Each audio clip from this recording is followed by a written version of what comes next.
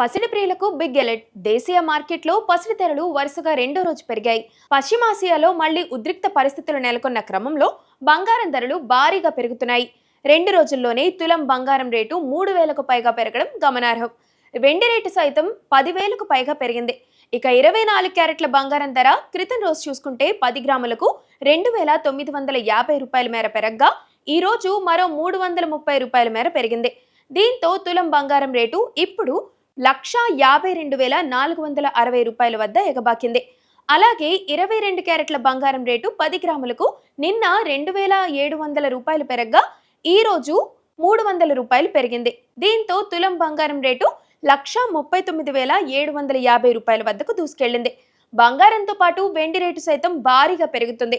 క్రితం రోజు చూస్తే కిలో వెండి ధర 5,000 రూపాయలు పెరగ్గా ఈ రోజు మరో 5,000 రూపాయలు పెరిగింది. దీంతో హైదరాబాద్ బులియన్ మార్కెట్లో కిలో వెండి ధర ప్రస్తుతం 2,75,000 స్థాయికి ఎగబాకింది.